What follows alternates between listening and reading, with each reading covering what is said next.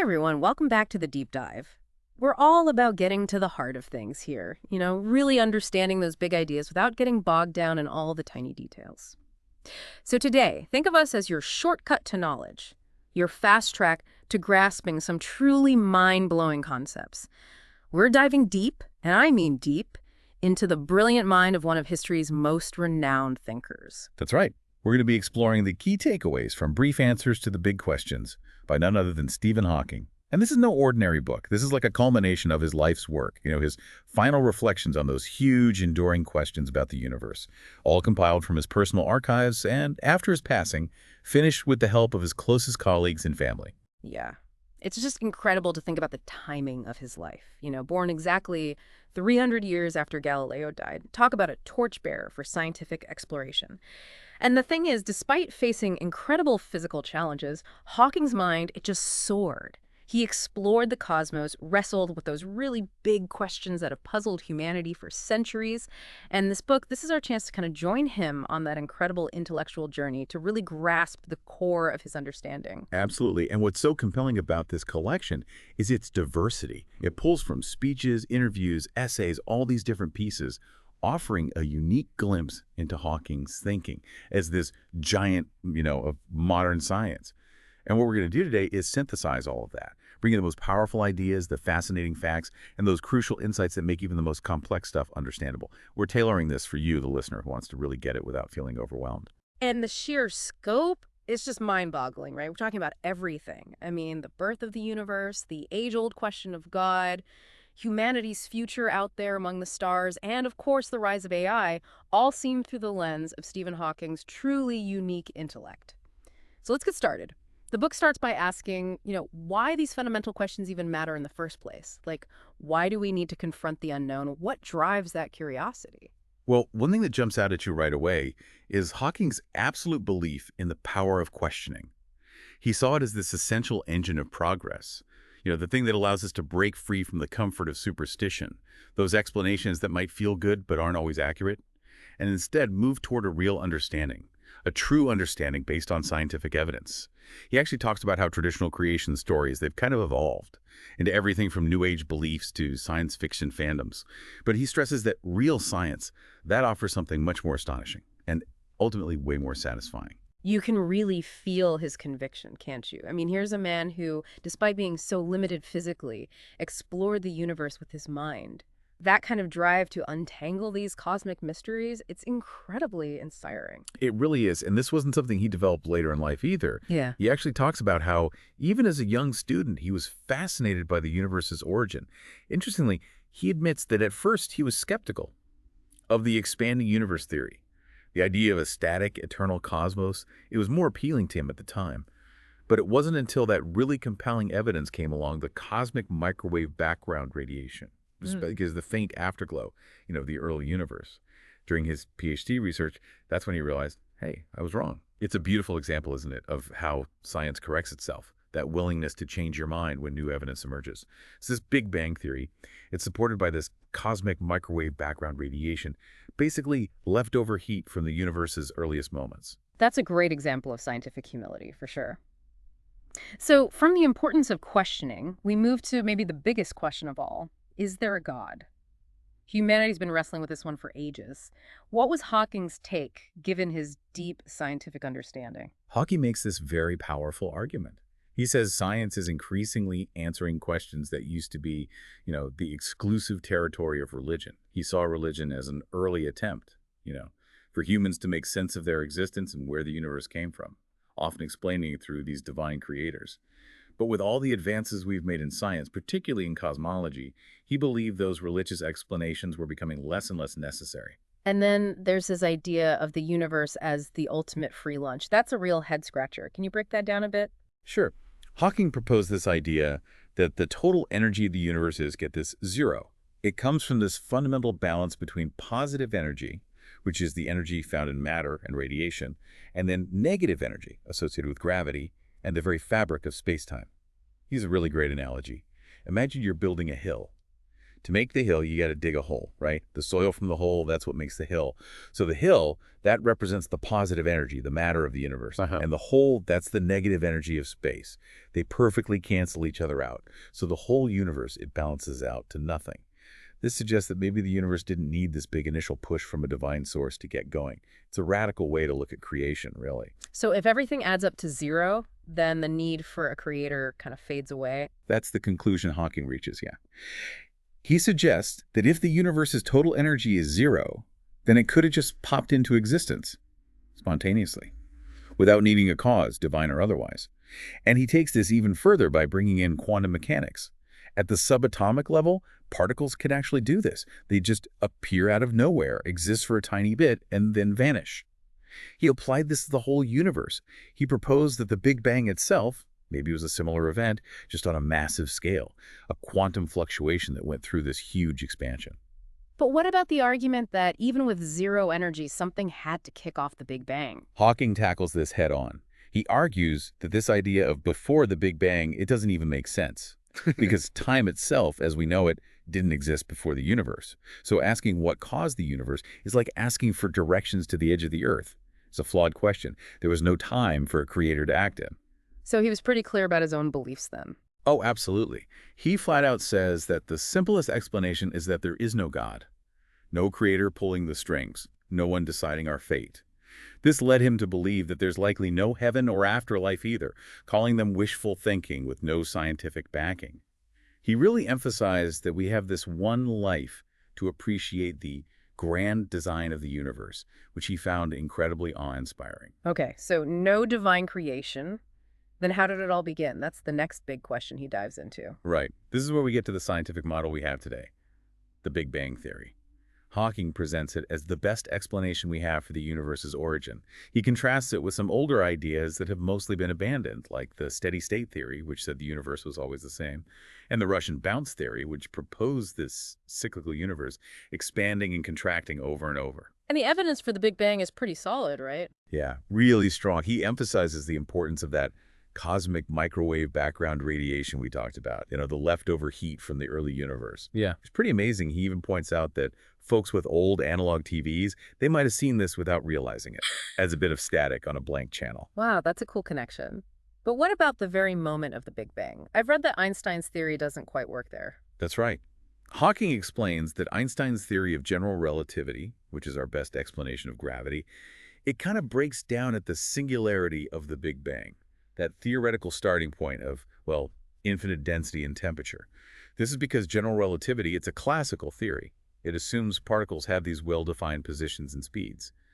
But at the incredibly tiny scales and huge energies of the early universe, quantum mechanics takes over. And with quantum mechanics comes uncertainty, the Heisenberg uncertainty principle, Yeah. That says you can't know both the position and momentum of a particle perfectly at the same time. So how do scientists even begin to deal with this singularity problem? Well, this is where Hawking's no-boundary proposal comes in. He suggests we think about the universe not just in terms of normal real time, but also in what's called imaginary time. In this framework, the universe, it doesn't have a beginning or end in imaginary time, kind of like the surface of a sphere doesn't have edges. Thinking about imaginary time lets us get around the whole concept of a beginning. It paints a picture of a universe that just is. No before, no who started it. This gets rid of the whole issue of a singular starting point, the whole question of what came before. Imaginary time, that's pretty hard to wrap your head around. It is very abstract, but the key point is that this no-boundary idea, it implies that there isn't just one history of the universe, but tons of possible histories. And this then leads to something called the anthropic principle. Right, the idea that the universe is the way it is, because if it weren't, we wouldn't be here to observe it. Exactly. Hawking gives us a great example. Why does space have 3 dimensions? In 2 dimensions, complex life, like us, we couldn't really function. Something as basic as the digestive system, it needs to go through, right? And in 4 dimensions, planets wouldn't have stable orbits around stars because of how gravity works over distance. So only universes with 3 spatial dimensions are likely to have beings like us, beings who can ponder why space has 3 dimensions in the first place. That's a really interesting way to think about it. And he also talks about his work on quantum fluctuations during inflation. What's the significance of that? So Hawking suggested that these tiny, tiny quantum fluctuations in the very, very early universe during a period of super fast expansion called inflation, they acted like seeds. Seeds for all the large-scale structures we see today, like galaxies and stars, and ultimately us. This idea is rooted in the uncertainty principle, just like his prediction of Hawking radiation from black holes. But it's applied to the whole cosmological horizon. And what's amazing is that he theorized this stuff way before it was actually detected. It was about a decade before the COBE satellite actually observed these primordial fluctuations. Wow, so much of his work was ahead of its time. And he touches on the future of the universe, too, right? The whole expansion versus collapse debate. Yeah, he does. He says the ultimate fate of the universe depends on the total amount of matter and energy out there. If there's more than a certain amount, gravity might eventually win and we get a big crunch. But if there's less, then the universe will keep expanding forever. It'll get more and more spread out, colder and colder as stars burn out. But then, the no-boundary proposal, it suggests that talking about a definite end might be just as pointless as asking what came before the beginning. So, shifting gears a bit, the book then takes on another age-old question. Are we alone? Is there other intelligent life out there in the universe? Hawking starts by defining life in a really broad way, as an ordered system that can sustain itself, resist disorder, and reproduce. He even uses computer viruses as an example, although a pretty basic and destructive one. And then he talks about how heavier elements, the ones crucial for life as we know it, like carbon and oxygen, they were forged in the hearts of stars and then spread out by supernova explosions. It's mind-blowing to think that the atoms that make us were created in the death of stars. It really is. He points out how life on Earth popped up relatively quickly, within about 500 million years after the planet became stable. This raises a big question. If the chances of life emerging are so slim, why did it happen so fast here? And the development of language, that was a huge turning point for us, wasn't it? Absolutely pivotal. Hawking highlights how the development of language, especially written language, it was this massive leap in evolution. As significant as the evolution of DNA itself, it allowed information to be passed down way faster than through genes. He uses a great analogy. While human DNA might evolve at a rate of, say, 1 bit per year, the amount of information we publish in books is in the billions of bits every year, even if a lot of it isn't that useful. And now we're entering this area of self-designed evolution with genetic engineering, which is full of potential but also raises some serious ethical concerns. Right. Hawking predicts that within this century, we'll be able to modify things like intelligence and even basic instincts like aggression. He acknowledges the ethical dilemmas, but believes that the economic pressure to use genetic engineering in plants and animals, it's going to be huge. And eventually it's going to be applied to humans, whether we all agree on it or not. Interstellar travel for life as we know it, that seems like a big hurdle to overcome if we want to find other intelligent life, right? It's a huge challenge. The distances between stars are just mind-boggling, and then there's the speed of light, the ultimate speed limit. For beings with short lifespans like ours, interstellar travel is a really tough problem. He kind of dismisses the science fiction ideas like instantaneous space warps or travel through extra dimensions. He points out that faster-than-light travel would likely create paradoxes with how time flows.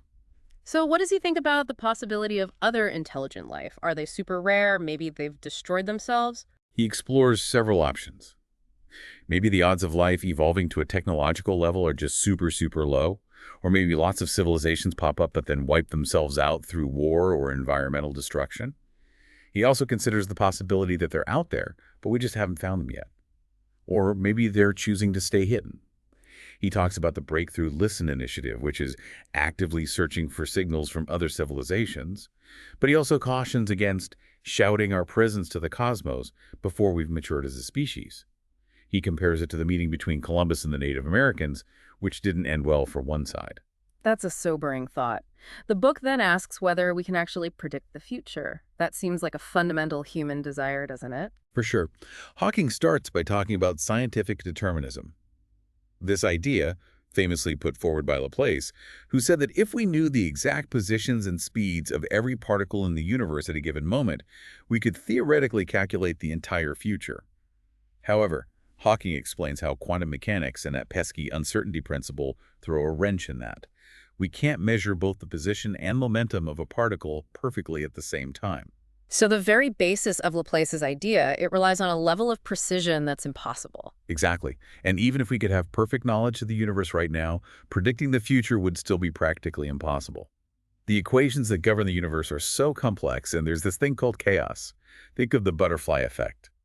A tiny change in one place can have huge, unpredictable consequences elsewhere. So the laws of physics might allow for prediction in theory, but in reality, it's pretty much impossible to know what the future holds. That's it, in a nutshell. Yeah. He sums it up nicely. No and yes.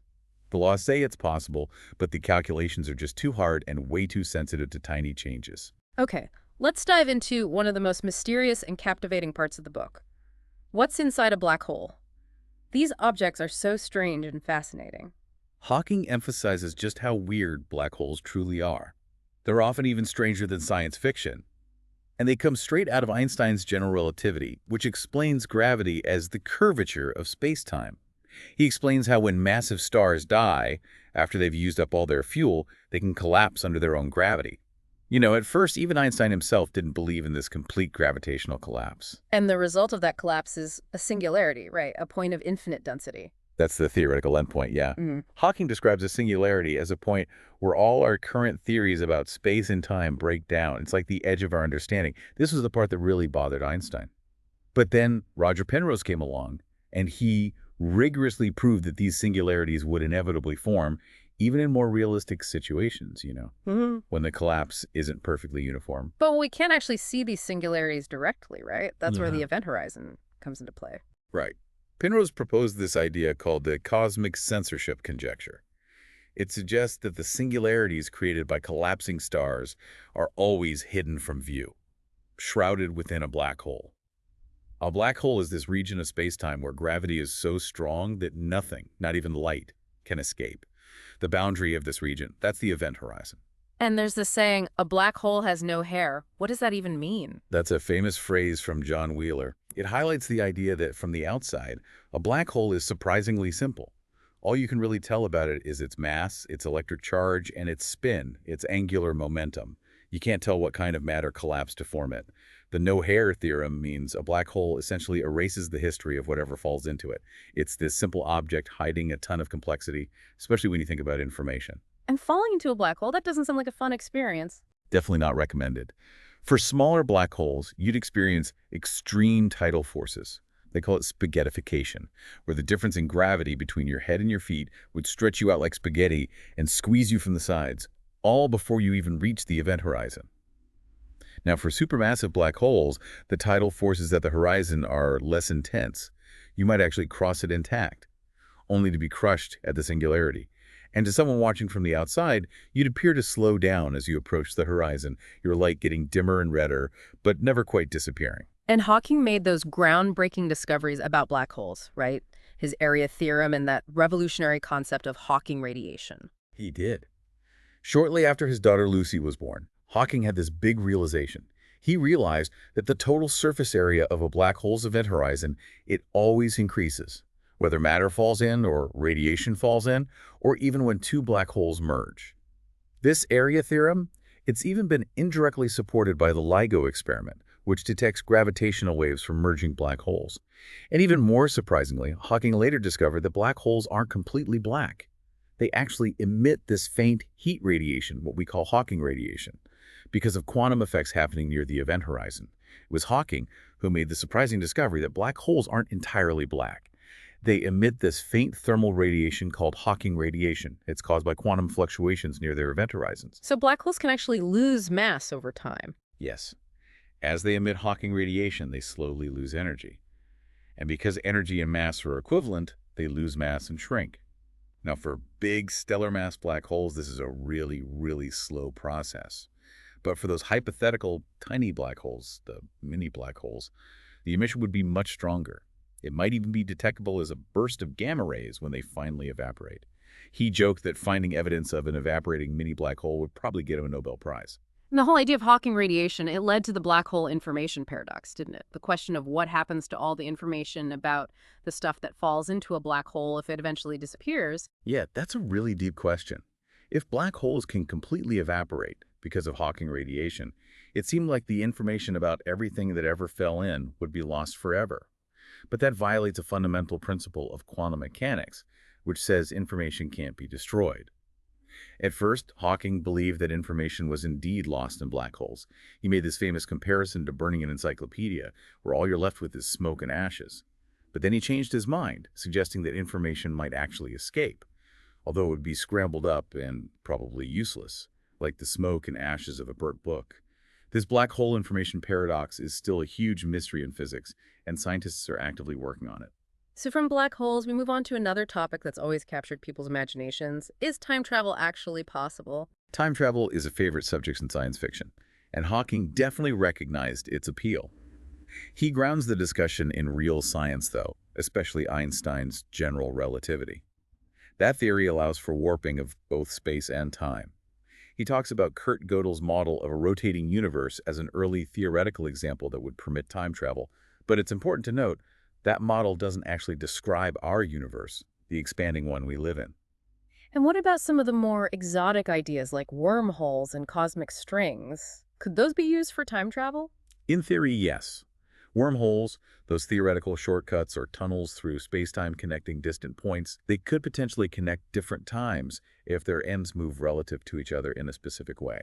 And cosmic strings, which are these hypothetical one-dimensional defects in spacetime with incredible energy density, some theories say they could create such extreme warping of spacetime that it might allow for time travel. But if traveling back in time were possible, wouldn't we see visitors from the future? Hawking addresses this, suggesting maybe the ability to travel back in time only becomes possible later in the future after spacetime has been warped enough by processes we don't understand yet. He also proposed something called the chronology protection conjecture.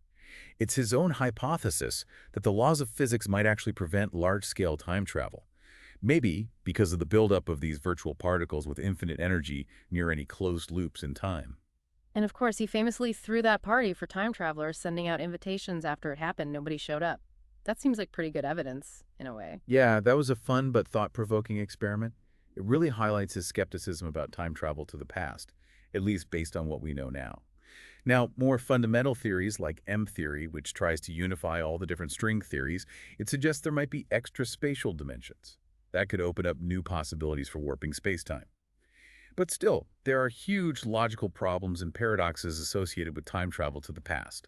Now, the book shifts to a much more immediate concern. Will we survive here on Earth?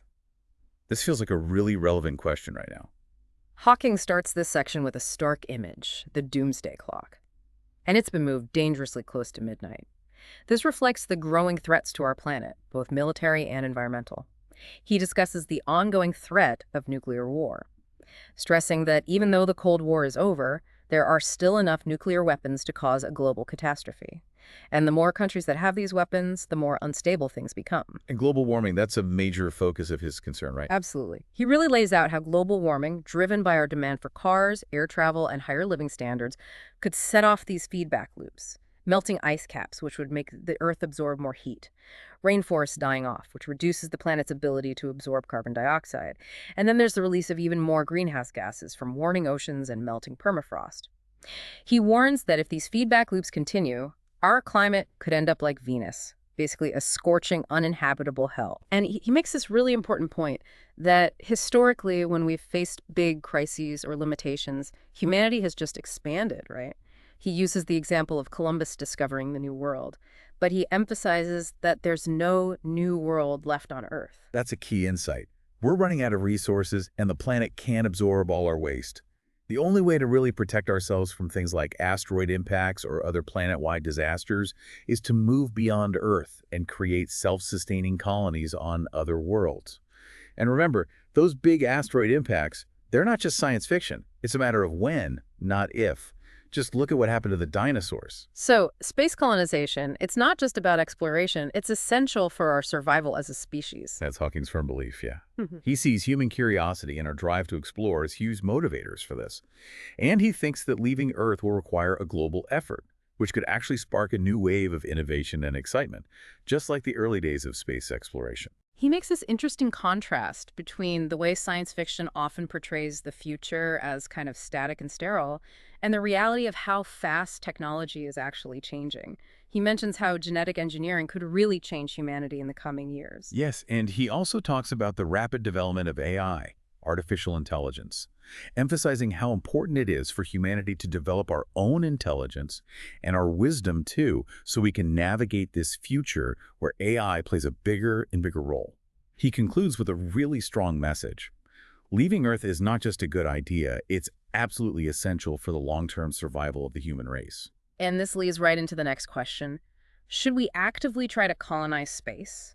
Besides just needing to survive, are there other reasons to do this? Hawking reiterates all the dangers of staying put on Earth, not just the existential threats we talked about, but also the fact that we're using up our resources and risk destroying ourselves.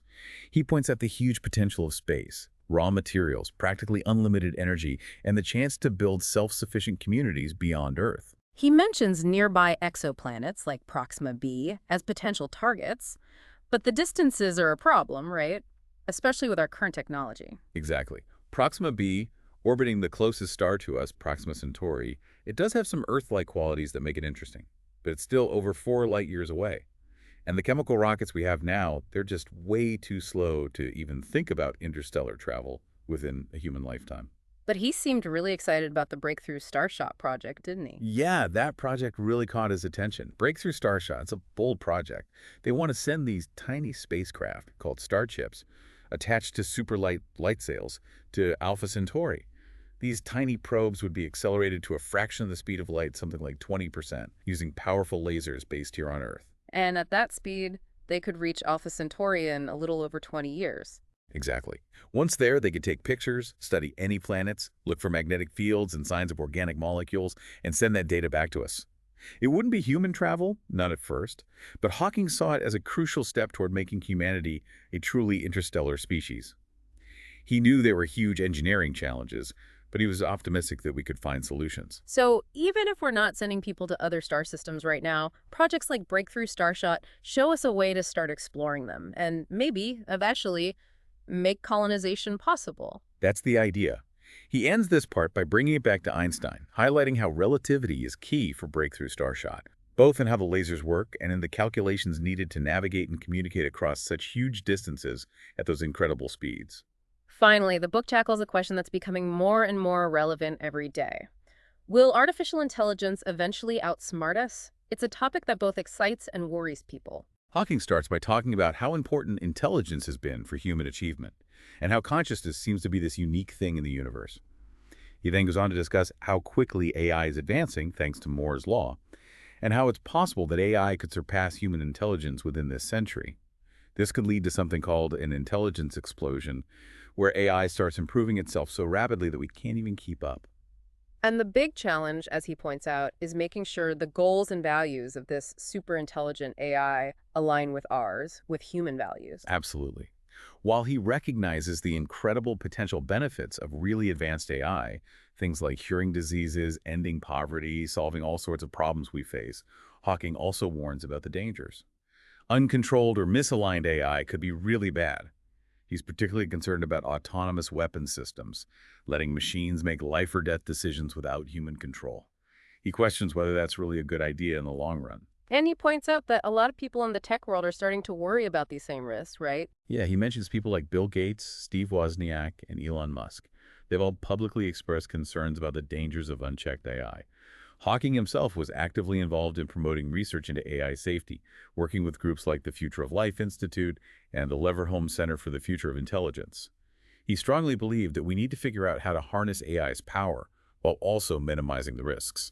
He touches on some of the nearer-term uses of AI, things like robots in retail and those increasingly sophisticated digital assistants, but he also hints at even bigger possibilities on the horizon. He talks about things like reversing paralysis with advanced neural interfaces, direct brain-computer communication, and even using quantum computing to accelerate breakthroughs in both AI and genetic engineering. He ends this section with a really powerful analogy. Powerful technologies are like fire. They can be incredibly beneficial, but they can also be incredibly destructive if we don't handle them with care and foresight. He underscores the race between our technological power, which is advancing so quickly, and our wisdom, which seems to be evolving much more slowly. The last chapter of the book is about how we, as individuals and as a global society, can shape the future. It feels like a final, important message from a brilliant mind. Hawking reflects on his own journey, driven by this insatiable curiosity he had as a child. He always wanted to understand how things worked, from toys to the entire universe. He emphasizes how crucial teachers are in sparking that curiosity in young minds.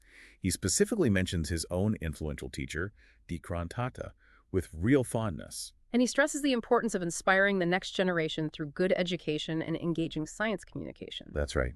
He underscores how we need widespread scientific literacy across society, and he reiterates all the challenges we face: climate change, population growth, dwindling resources, species going extinct, diseases. But at the same time, he's also optimistic about the potential for innovation. Things like space mining, Mars outposts, incredible medical breakthroughs. And he acknowledges those big, unanswered questions that keep driving scientific inquiry. Things like the origin of life, consciousness, and whether we're alone in the universe. He brings it all together by emphasizing how important it is to tackle those immediate problems here on Earth while also looking outward to space for the long term. And he ends with this hopeful vision of humanity one day creating real, thriving habitats on other planets. It's a powerful and hopeful message. He's urging us to be brave, to nurture our curiosity, to stay determined, and to work together to overcome the challenges and create the future we want. So as we wrap up this deep dive into brief answers to the big questions, it's clear that Stephen Hawking left behind an amazing legacy. He tackled the biggest mysteries of the universe and our place in it, and he did it with clarity, insight, and a knack for making the complex understandable. Absolutely. This book is a powerful reminder of the importance of human curiosity and the power of asking those big, challenging questions. It takes these complicated scientific ideas and distills them into something we can grasp. We've encountered some surprising facts and hopefully had some of those aha moments that make learning so rewarding. We really hope this exploration has given you a good understanding of the main ideas and brief answers to the big questions, and maybe sparked your own curiosity to learn more. You've learned some really fascinating stuff and hopefully had some of those aha moments that come with a truly insightful deep dive.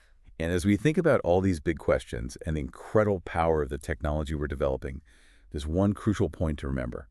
It builds on Hawking's ideas. Yeah. We now have this rapidly expanding understanding of the universe and this incredible ability to change our world. But with that knowledge comes a huge responsibility. Hawking said it best. The future of humanity depends on our wisdom. So what will your role be in shaping that future? Will you be guided by curiosity and a commitment to knowledge? That's a question we're thinking about long after this deep dive is over.